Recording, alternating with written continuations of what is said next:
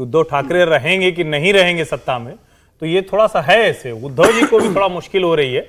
और मुझे लगता है कि आज की तारीख में जहां उद्धव ठाकरे पहुंच गए हैं, जिस जगह पर उन्होंने अपने आप को प्लेस कर लिया है, उनके लिए भी थोड़ा सा मुश्किल है कि पलट के आए या नहीं आए। लेकिन खबर तो है कि महाराष्ट्र में थोड़ा सा ऐसा ही कोई 5 साल पहले संभालने वाला मिल गया होता बीजेपी शिवसेना के बीच में, जैसे अभी आपने संभाल लिया, बात ही खत्म हो जाती है। फंस गया था तो उन्होंने टेक ओवर किया। Thank you sir. अब देखिए, महाराष्ट्र की हम लोग बात कर रहे हैं, 2-3 खबरें हैं। जैसे बीजेपी ने अपनी लिस्ट निकाल दी और संजय राउत उधर कह रहे थे भी कांग्रेस वाले बात के लिए ऊपर फोन करते हैं, तो हम उनसे ही बात कर लेंगे सीधे। अब उसके बाद अभी समीर जी कह रहे थे, उद्धव ठाकरे ने साहब कहा भी बहुत इंतजार हो गया, या तो बताओ सीटें को बंटवारा करो और नहीं तो हम अपनी सीट डिक्लेयर कर देते हैं। वहां झगड़ा यह है कि भाई बीजेपी शिवसेना उद्धव ठाकरे की और कांग्रेस, इनमें से बड़ा भाई कौन बनेगा, ज्यादा सीटों पर कौन लड़ेगा। कांग्रेस कहती है पूरे महाराष्ट्र की पार्टी हम 100 से ज्यादा सीटें लड़ेंगे, आप कम लड़िए। शिवसेना कहती है नहीं, बिल्कुल अगर ऊपर नहीं तो बिल्कुल बराबर पर हमको रहना है, तुम भी 100 लड़ो, हम भी 100 लड़ते हैं, बाकी 88 सीटें जो है वो पवार साहब को दे देते हैं। ये वहां चर्चा चल रही थी। आज खबर है कि शायद ये लोग, आज उनके बीच में कोई सहमति बन गई अगर, तो दोपहर में एक प्रेस कॉन्फ्रेंस भी की जा सकती है। मैं आपको 3 बयान सुना रहा हूं। संजय राउत, अब उनके सुर बिल्कुल बदल गए हैं। जहां वो नाना पटोले को लेकर कह रहे थे भाई हम इनसे बात नहीं करेंगे, हम दिल्ली बात करेंगे, अब वो कह रहे हैं कि हम एक कदम पीछे खींचना हम भी जानते हैं, त्याग करना हम भी जानते हैं। नाना पटोले वो कह रहे हैं 30-40 सीटों पर देखिए वाकई में पेच फंसा हुआ है, लेकिन हो जाएगा सॉल्व सब कुछ। और अनिल देशमुख, शरद पवार साहब की पार्टी के, उन्होंने भी कहा है कि आज बहुत उम्मीद है कि सारा मैटर क्लोज हो जाए। तो इन तीनों के बयान सुनिएगा, उसके बाद आपको मुंबई से लाइव अपडेट देंगे। दिनेश मौर्य हमारे सहयोगी जुड़ रहे हैं हमारे साथ। पहले बयान सुन लीजिए। कांग्रेस की लेट लतीफी या और किसी की बात नहीं है। आज शाम तक पूरा मामला खत्म हो जाएगा। कांग्रेस का हाईकमांड दिल्ली में बैठता है, उनके निर्णय दिल्ली में होते हैं।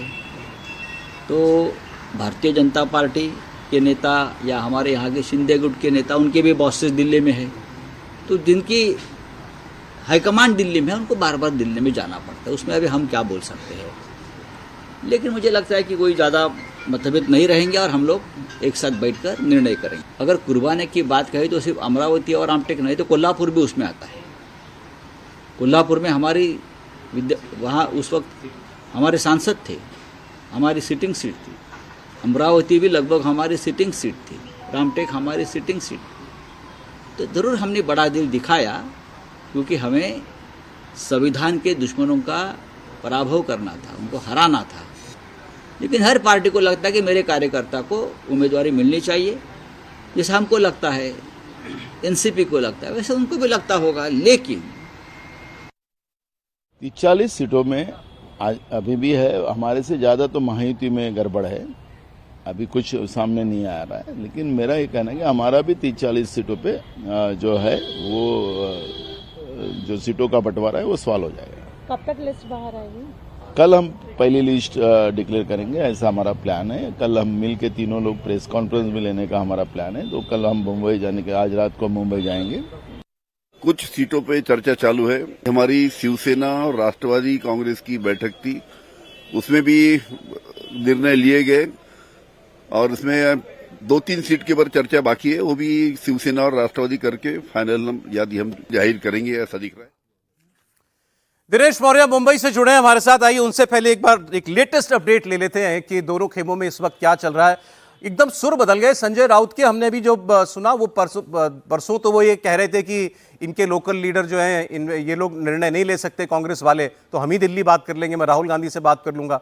आज वो कह रहे हैं नहीं, ऐसी कोई बात ही नहीं है, उनका तो हाईकमान दिल्ली बैठता है, तो और कहां बात करेंगे। दिनेश, ऐसा क्या हुआ? देखिए, इसके पीछे बड़ी वजह है शरद पवार। जिस तरह से कांग्रेस और ठाकरे सेना के नेता लड़ रहे थे, इस वजह से आम जनता में एक गलत मैसेज जा रहा था कि अब जब सत्ता में नहीं है तब ये एक दूसरे के साथ इतना लड़ रहे हैं, अगर मान लीजिए सत्ता में आ जाएंगे तब क्या स्थिति होगी। तो ये एक परसेप्शन महाविकास आघाड़ी को लेकर काफ़ी गलत बन रहा था मतदाताओं में। इसीलिए कल खुद शरद पवार ने पहल की। उन्होंने सबसे पहले उद्धव ठाकरे से बात की, उद्धव ठाकरे को समझाने का प्रयास किया कि इतनी अड़ियल रवैया लेने से कोई फ़ायदा नहीं है, और खुद उनसे मिलने के लिए आदित्य ठाकरे गए थे। इसके बाद शरद पवार ने कांग्रेस हाईकमांड से बात की, उन्हें भी कन्विंस किया कि चूंकि लोकसभा चुनाव में ठाकरे सेना ने अपने कोटे के अमरावती हो, कोल्हापुर हो और साथ ही में रामटेक सीट आपको दी थी, ऐसे में भले ही इस समय विदर्भ में आपकी पकड़ हो, लेकिन अगर ठाकरे सेना मेरिट के आधार पर कुछ सीटों पर दावा करती है तो भी उन्हें भी बड़ा दिल दिखाना चाहिए। तो शरद पवार की ये बात जो है दोनों ही दलों को समझ में आई। इसके बाद सूत्र बता रहे कि रात को उद्धव ठाकरे ने खुद कांग्रेस हाईकमांड के बड़े नेताओं से बात की और उसके बाद ये मसला तय किया गया कि जो भी विवादित सीटें हैं, करीब 17 सीटें हैं जिस पर बातचीत अंतिम दौर में है, इन पर आज रात भर में मसला जो है चर्चा करके इसका हल निकाल लिया जाएगा। इसके अलावा जो अन्य बची हुई सीटें जो क्लियर हो चुकी है 270 के आसपास, उन सीटों का अनाउंसमेंट जो है अगले 24 घंटे में कर दिया जाए ताकि जो भी उम्मीदवार है उन्हें चुनाव प्रचार के लिए ज्यादा समय मिले। आज 21 तारीख हो गई है, अगले महीने के 20 तारीख को चुनाव प्रचार करना है, 28 से भी कम दिन बचे हैं। ऐसे में अगर झगड़े में उलझे रहें तब बहुत देर हो जाएगी और बीजेपी बाजी मार लेगी।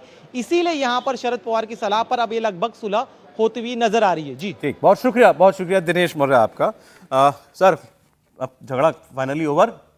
देखिए, कल आदित्य ठाकरे शरद पवार के पास मिलने गए थे और वहां पर जाकर ये चर्चा होगी कि कैसे सीटों का डिस्ट्रीब्यूशन होगा। समय बहुत कम बाकी है, 20 को वोटिंग है, 18 को प्रचार रुकेगा और दिवाली के 3 दिन कोई काम होगा नहीं, तो वैसे ही प्रचार अभियान कम मिलेगा। कांग्रेस के बीच में और उद्धव ठाकरे के बीच में जिन सीटों को लेकर खींचतान चल रही थी उसमें भी शरद पवार ने एक समझौता निकाला। शरद पवार ने कांग्रेस से बात करके उद्धव ठाकरे को ये एक भरोसा दिलवाया है कि विधानसभा चुनाव के बाद जो कॉर्पोरेशन के चुनाव होने वाले, बीएमसी टीएमसी के कॉर्पोरेशन नगर के चुनाव होंगे, उसमें उद्धव ठाकरे को अपर हैंड कांग्रेस देगी।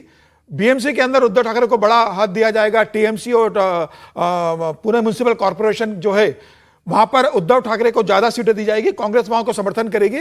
और यह कहकर फिर उद्धव ठाकरे को ठंडा किया गया है कि अब आप कांग्रेस का समर्थन कीजिए। मुझे लग रहा है कि इनके बीच में एक समझौता इस बात को लेकर कहा ये विदर्भ में ज्यादा सीटें कांग्रेस चाह रही है मिले। देखिए, कांग्रेस में विदर्भ का गढ़ रहा है। अभी अगर लोकसभा का चुनाव देखेंगे तो 10 जो लोकसभा सीटें आती है उसमें से 8 सीटें कांग्रेस ने जीती है। सिर्फ 2 सीटें नागपुर और अकोला है जो भारतीय जनता पार्टी ने जीती है, बाकी 8 सीटें वहां पर जीती है। हालांकि शरद पवार का भी वहां होल्ड है। उद्धव ठाकरे का भी संजय राउत कह रहे थे कि वो तो हमारी जीती हुई सीटें थी। विधानसभा में उनका है। उसमें देखिए, जब भारतीय जनता पार्टी और शिवसेना जब संयुक्त रूप से 2019 में लड़े थे तो शिवसेना का भी वह अधिकार रहा है, रामटेक में उनका अधिकार रहा है, अमरावती में उनका कुछ क्षेत्र रहा है, नागपुर के कुछ सीटों में उनका जमीनी आधार रहा है, तो वो गठबंधन में लड़ते रहे। उनका कहना है कि जो बीजेपी के साथ जब हम गठबंधन में थे 2019 में और जिन सीटों पर हम विदर्भ में चुनाव लड़ते थे वह सीटें कांग्रेस हमको दे। कांग्रेस का कहना है कि आप जब बंबई में ज्यादा सीटें ले रहे हो, आप वेस्टर्न महाराष्ट्र में ज्यादा सीटें ले रहे हो, आप कोंकण बेल्ट में ज्यादा सीटें ले रहे हो, तो विदर्भ में जो 2024 का लोकसभा का जो परिणाम आया है, हमने बहुत बेहतर प्रदर्शन करा है, तो इन 64 सीटों पर 11 सीटों पर हम चुनाव लड़ेंगे। और मुझे लग रहा है उसके ऊपर सहमति मोटा-मोटी ये सहमति शरद पवार जी को बीच में शरद पवार ने बनाई है। शरद पवार ने यह भी कहा उद्धव ठाकरे से कि देखिए, जब सरकार बनाने की बात आई तो सोनिया गांधी से मैंने बात कर आपके लिए सहमति बनवाई कि उद्धव को मुख्यमंत्री बनाना है, और सोनिया गांधी ने आपसे इतना विरोध होने के बाद भी मुख्यमंत्री के लिए सहमति दी है। अब जब बीएमसी के और टीएमसी के कॉर्पोरेशन के चुनाव आएंगे तो आपको ज्यादा अभी विधानसभा चुनाव में कुर्बानी दे रहे हैं उद्धव ठाकरे, बिल्कुल दे रहे हैं और मोटा मोटी सहमति बन गई है। आज शाम को ये पहले चीफ मिनिस्टर के नाम पर भी हो गया कि भाई चुनाव के बाद ही देखेंगे। हाँ, बिल्कुल तय हो गया कि चुनाव के बाद तय किया जाएगा। ऑलराइट, तो ये भी अब झगड़ा नहीं रहा भाई। चलें, तो घर संभल गया, उनका भी घर संभल गया। कह रहा हूँ, एक बहुत पॉपुलर प्ले हुआ, उपन्यास हुआ और उसकी बहुत बड़ी फिल्म बनी, वो हिंदुस्तान में तो परमिट नहीं की गई। 50 शेड्स ऑफ ग्रे, हाँ, बड़ी मशहूर किताब है, बहुत मशहूर किताब है, ट्रायोलॉजी है, वो 3 किताबें उसकी है और उस पर फिल्म बनी। तो हिंदुस्तान में पॉलिटिक्स में 100 शेड्स ऑफ ग्रे होना चाहिए कि यहाँ पर इतनी परतें, इतनी लेयर्स में पॉलिटिक्स चलती है कि जब हम किसी भी चीज़ पे बहुत स्पेसिफिक में बार बार इस बात की चर्चा करता हूँ कि पॉलिटिक्स में ब्लैक एंड वाइट कुछ होता ही नहीं है। अगर हम पॉलिटिक्स में ब्लैक एंड वाइट बात कर रहे हैं, इसका मतलब हम पॉलिटिक्स पर बात ही नहीं कर रहे। तो लेयर्स विद इन लेयर्स जो है पॉलिटिक्स में चलता है, और इसलिए कब किस चीज के लिए मान जाएंगे और जितने कार्ड्स होते हैं लोगों के हाथ में, अच्छा ये नहीं तो फिर वहां तुमको कुछ दे देंगे, यहाँ एडजस्ट यहाँ करेंगे एडजस्ट। और जितना आपको वो स्ट्रांग दिखाई दे रहा है, इसका मतलब है उतना ही फ्लेक्सिबल होने के लिए तैयार भी है। हम सोचते हैं अब ये कैसे यहाँ जाएंगे। तो देखिए, महाराष्ट्र के सेंस में तो फ्लेक्सिबिलिटी का टेस्ट होगा। क्या उद्धव ठाकरे फिर कभी घर वापसी करेंगे, मतलब बीजेपी के साथ? इसमें कोई बहुत ऐसा सरप्राइज, फ्लेक्सिबल भी हुआ जा सकता है। इतना फ्लेक्सिबल होकर तो यहाँ आए थे। सही बात है, ये कौन सोच सकता था ये कि कौन यहाँ सोच सकता था। नहीं, और मुझे लगता है ये तो एक अभ्यास का भी मसला हो जाता है ना। जब आप एक बार वो काम कर लेते हैं तो दोबारा आसानी से होता है। संजय राउत जी के सुर कैसे बदले? वही अरे हम लोग देखिए, अच्छा हम लोगों ने अभी शुक्रवार को बात की थी तो ये भाई साहब कह रहे थे कि पता नहीं क्या पार्टी है, यहाँ हम कुछ कहते हैं निर्णय लेने के लिए दिल्ली भेज देते हैं। आज कह रहे हैं अरे भाई उनकी पार्टी दिल्ली से चलती है। तो इतना अच्छे समझ जाते हैं, तो अभ्यास इन लोगों का हो गया तो कोई दिक्कत। और राजनीति का मतलब ये, राज करने के लिए कोई भी नीति चलेगी, वो नीति अच्छी बुरी नहीं होती है, वो नीति इसके पक्ष उसके पक्ष की नहीं होती। और उद्धव ठाकरे जो गए हैं, सारा हिंदुत्व त्याग दिया, सब कुछ त्याग दिया। क्यों? क्योंकि मुख्यमंत्री की कुर्सी चाहिए थी। सारा मसला तो बस उतना ही है। तो वो ठीक होता दिखेगा। जनता का फीडबैक अगर ये आएगा कि ये जो महाविकास अघाड़ी जो मेरी नजर में एकदम पीछे चल रही है, और मुझे तो ये भी लगता है कि आज की तारीख में अगर भारतीय जनता पार्टी और शिवसेना चुनाव लड़े तो फिर से पूर्ण बहुमत की सरकार बनाएगी। कौन सी वाली शिवसेना? शिवसेना जब मैं कह रहा हूं तो पूरी शिवसेना की बात कर रहा हूं। पूरी शिवसेना? उसमें तो दोनों की वो बात हो कर रहा हूं। सकता है क्या? तो मतलब उसमें अजीत पवार की जरूरत भाई, नहीं अगर पड़ेगी। आप उद्धव ठाकरे के नजरिए से सोचें, उनको अगर जो आप कह रहे हैं कि आपको लगता है कि इसमें बीजेपी और महायुति आगे चल रही है, अगर उद्धव ठाकरे को लगे कि भाई नहीं, सरकार नहीं बनती मेरी कांग्रेस और शरद पवार के साथ, तो वो क्या करना चाहेंगे? अगले 5 साल फिर इन्हीं के साथ बैठना चाहेंगे कि इधर आ जाना चाहेंगे? नहीं, उनके लिए तो राजनीति वही है ना भाई। शिवसैनिक तो वैसे ही बड़े द्वंद्व में चल रहा है, उसका सिंबल चला गया, उसकी पार्टी चली गई, उसके आपस के झगड़े हो रहे हैं। जो लोग एक साथ शाखा लगाते थे वो आज एक दूसरे के खिलाफ खड़े हैं, मोहल्ले से लेकर। सॉरी, मैं इसके बीच में ये हम बात तो कर रहे हैं, जो खबर थी वो बताना भूल गया। लेकिन सूत्रों के मुताबिक खबर यह है कि आज से करीब 1 महीना पहले अमित शाह जब मुंबई के दौरे पर थे, उस वक्त देवेंद्र फडणवीस और उद्धव ठाकरे के बीच मुलाकात हुई थी। अभी मुझे याद दिला रहे थे कि एक लिफ्ट में देवेंद्र फडणवीस और उद्धव ठाकरे शायद चर्चा हुई थी मंत्रालय में। उस वक्त बड़े कयासबाजी हुई थी कि क्या यार इनके बीच में कोई मीटिंग हुई है। आज खबर ये आ रही है कि हाँ, मीटिंग हुई है। ऐसी बस ये लिफ्ट वाली चलते फिरते मीटिंग नहीं, एक बाकायदा उस मुलाकात में मुझे चॉकलेट का भी ध्यान आ रहा है कि चॉकलेट दी गई थी किसी को, किसी नेता ने। अब आप आगे की खबर बता रहे हैं। हमारे पास खबर यह भी है कि इस मुलाकात की पहल, यानी मिलने की पहल जो है, वो उद्धव ठाकरे की तरफ से की गई थी, प्रस्ताव उनका था। अब उस बैठक में क्या निकला, क्या डिस्कस हुआ, ये तो सामने नहीं आया है। लेकिन ये भी कहा जा रहा है कि अब ये जो खबर है, क्योंकि अब पहुंच रही है सब लोगों तक, तो क्या ये उद्धव ठाकरे कोई प्रेशर क्रिएट करना चाह रहे हैं कि भाई तुम लोग देख लो, मुझे मुख्यमंत्री बनाओ, नहीं तो फिर मैं चला उधर। नहीं, और यही मैं आपसे जानना चाह रहा था कि ये खबर है या इस खबर किसी पॉलिटिकल मायने के साथ ये खबर है? खबर है। अब इस खबर के पीछे अभी आप पढ़ते हैं जो 100 शेड्स ऑफ इंडियन पॉलिटिक्स बता रहे थे, कुछ भी हो सकता है। नहीं, और इसमें पिछले कुछ दिनों में अगर आप देखें तो शिवसेना उद्धव बाला साहब ठाकरे की पार्टी के नेताओं के बयान, नरेंद्र मोदी, भारतीय जनता पार्टी, महाराष्ट्र की सरकार, उसको लेकर उस तरह से तीखे हमलावर नहीं रहे।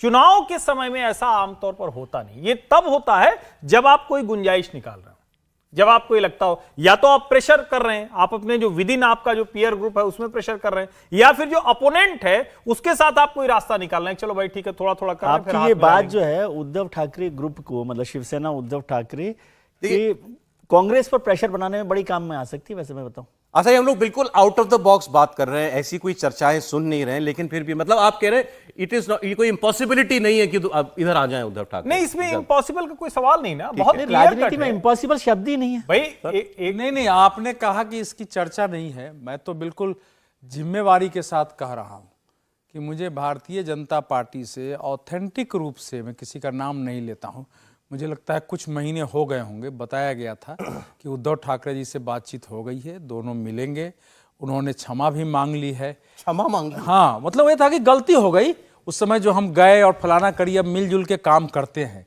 यहां तक बातें हो गई थी। लेकिन उसके बाद का मुझे नहीं पता है कि कहां से क्या हुआ है। तो ये नहीं है, राजनीति में छिपके भी जो बात होती है वो भी एक दूसरे को किसी न किसी माध्यम से पता रहता है। ये नहीं होता है कि उसकी जानकारी नहीं होती है। उनकी बातचीत हो रही है तो वो शरद पवार जी को भी पता होगा, सुप्रिया सुले जी को भी पता होगा, राहुल गांधी जी को नहीं हो सकता है क्योंकि वो जरा दूर, लेकिन उनकी पार्टी के जो पुराने कुछ नेता हैं उनको जरूर पता होगा वहां। राहुल गांधी जी को क्यों नहीं पता होगा सर? नहीं, इसलिए कि राहुल गांधी जी के साथ जो इर्द गिर्द इस समय है ना, उनका वो धरातल की पॉलिटिक्स से कोई लेना देना नहीं रहा। राहुल थोड़ा बड़ी राजनीति, तो वो एक अजीब किस्म की पॉलिटिक्स है कि वहां नीचे क्या हो रहा है कुछ पता नहीं चलता है। वो किसान बड़ा मुद्दा है, अग्निवीर बड़ा मुद्दा हो जाता है, नरेंद्र मोदी की लोकप्रियता खत्म हो गई है। चर्चा कर रहे हैं तो करें, मान लीजिए कि कोई एक दूसरा क्या बोलते हैं हॉटलाइन, ट्रंक कॉल पहले लगता था ना, तो हॉटलाइन लग गई हो वहां मातोश्री से, और अणे मार्ग पे है घर, कहाँ है अणे मार्ग नीतीश जी वाला, एक अड़े मार्ग, एक अड़े मार्ग। हाँ, तो एक अड़े मार्ग से मातोश्री में बात होगी तो यही तो कहना है, हमसे गलती होगी तो हम चले गए थे, अब नहीं जाएंगे। एक लाइन की तो बात देखिए, नहीं, इस समय थोड़ा वैसे स्वभाव के भी नहीं है उद्धव ठाकरे। ना ना ना ना ना ना ना अंदाज बदल जाएगा, मराठी में इस बोल समय देंगे। जब इतना बातचीत हो गई थी पैचअप, इस समय तो थोड़ा चुनाव में जरूर अभी दिक्कत आ रही है, लेकिन नेचुरल पॉलिटिक्स तो महाराष्ट्र की वही है जो शिवसेना की एकता और बीजेपी और शिवसेना रहे। जो व्यक्ति जो कुछ है ना, वो जब अपने को भूलता है तो वहां रहता जरूर है, लेकिन मन ही मन उसको बहुत परेशानी होती है, उसके लोगों को परेशानी होती है। और इस बार के महाराष्ट्र का चुनाव का जो यूनिक पॉइंट है वो समझिए, महाराष्ट्र के लोकसभा चुनाव में भी यूनिक पॉइंट था कि शिवसेना के कार्यकर्ता किसे अपनी पार्टी माने, सबके बीच में नहीं था कि हम क्लियर हैं। राष्ट्रवादी कांग्रेस पार्टी के कार्यकर्ताओं को किसको माने, कांग्रेस बीजेपी में कंफ्यूजन नहीं था। बीजेपी के अगर अपने लोग इस बार नाराज नहीं होते तो इस कंफ्यूजन का उसको लाभ मिल सकता था। इस बार जो चुनाव भी है उसमें देखिए बीजेपी कांग्रेस आमने सामने होगी, लेकिन जो लड़ाई है शिवसेना वर्सेस शिवसेना, बहुत ज्यादा सीटों पर वही रहेंगे, कुछ ही सीट पर दूसरे से होगी। राष्ट्रवादी कांग्रेस शिवसेना के सामने शिवसेना ही लड़ाई ज्यादातर, राष्ट्रवादी कांग्रेस वर्सेस राष्ट्रवादी कांग्रेस, वो दूसरे कम सीट रहेंगे। मेजोरिटी लड़ाई इस बार का रोचक है वो महाराष्ट्र में, इसमें इस रिजल्ट का है। तो इसमें नुकसान की गुंजाइश ज्यादा नहीं है क्या? एनसीपी वर्सेस एनसीपी, मतलब अजीत पवार वर्सेस शरद पवार, उद्धव ठाकरे वर्सेस आपके पास ऑप्शन है। देखिए, जहाँ शरद पवार मजबूत है वहां अजित पवार ही मजबूत है ना। अजित पवार राष्ट्रवादी कांग्रेस का वोट बैंक है, वहां भारतीय जनता पार्टी का बहुत आधार नहीं है, तो आपको देना पड़ेगा ना पश्चिम महाराष्ट्र के अंदर। बंबई में अगर उद्धव ठाकरे का जो गढ़ है वहां एकनाथ शिंदे का ताकत रहेगी तो आपको वहां उसको देना पड़ेगा। उसके विधायक जो चले गए, जो विधायक छोड़ के गए, आपको उन विधायकों को देना पड़ेगा। देखिए, भारतीय जनता पार्टी ए और बी दोनों पे काम करती है। जैसे बिहार में भारतीय जनता पार्टी ने किया था, पशुपतिनाथ पारस पार्टी लेकर चले गए तो उनको केंद्र में मंत्री बना दिया। जब लगा कि चिराग पासवान बिहार में बेहतर करेंगे तो चिराग पासवान से गठबंधन कर लिया, बाद में उसको मंत्री बना दिया, चाचा को छोड़ दिया। तो महाराष्ट्र के अंदर भी एकनाथ शिंदे के साथ अभी जरूर है, लेकिन तोलेंगे। अगर लगा कि उद्धव ठाकरे बेहतर ऑप्शन है, उद्धव ठाकरे बेहतर स्थिति में आते हैं और एकनाथ कमजोर होते हैं, तो एकनाथ को छोड़कर उद्धव ठाकरे के साथ भारतीय जनता पार्टी जा सकती है। मैं कह रहा हूं, भारतीय जनता पार्टी समीर जी, मैं ये कह रहा हूं, मैं ये कह रहा हूं, एक मिनट बस, अच्छा बोल दीजिए। ये मैं कह रहा हूं, छेड़ दिया इन्होंने, आज छेड़ दिया। मैं कह रहा हूं आप सारे तार झंझना दिए इन्होंने। आप इतना विश्लेषण कर रहे हैं, एक लाइन में कहना था कि आमचा नैसर्गिक मित्र भाजपा है, आम ही हिंदू हिता साठी, ऐसे करके बोल देना बस, ये ठीक है ना, मैं जा रहा हूँ, इतना ही तो कहना, उसके बाद बात बन जाएगी। नहीं, बीजेपी वो समझ रहा हूँ, ये हो सकता है, हो जाएगा। एक थैला उठाया, दूसरा छोड़ दिया। नहीं, मैं तो कह रहा हूँ वो छोड़ना नहीं है। नहीं, लेकिन मैं तो कह रहा हूं कि एकनाथ शिंदे भी तो कहेंगे कि भाई दोनों एक ही थैला थैला। अच्छा ये बताइए, अब मैं आपको एकनाथ शिंदे में और उद्धव ठाकरे में क्या फर्क है? वो तो कह ही रहे, वो तो बाला साहब दोनों को चीफ मिनिस्टर बनना। चीफ मिनिस्टर ना बनाए, चीफ मिनिस्टर हम एक चीज सोचते हैं, एकनाथ शिंदे तो बाला साहब ठाकरे के साथ ही चल रहे हैं ना। लेकिन मार्ग बिहार दिखा रहा है, कुर्बानी देगा कौन? नहीं, उद्धव ठाकरे जब आ जाएंगे ना, आखिर फिल्म का मशहूर नहीं नहीं, उद्धव ठाकरे के सामने कब देगा होता है। मैं तो मार्ग बिहार दिखा रहा है। पशुपति पारस और चिराग पासवान में भी लगता था दोनों कैसे कर लेंगे, कर लिया ना। अरे चलिए, चलिए ब्रेक सर, ब्रेक के बाद भी बात करेंगे इस पर। झारखंड से बड़ी खबर आ रही है, झारखंड में भी इंडिया गठबंधन के बीच में तकरार थी। वहां पर Lalu Yadav left out feel कर रहे थे क्योंकि कांग्रेस ने और जेएमएम ने मिलकर 70 सीटें जो हैं वो अपने आप ही डिसाइड कर ली थी और आरजेडी को पूछा ही नहीं था, जबकि रांची शहर में मौजूद थे उस वक्त तेजस्वी यादव।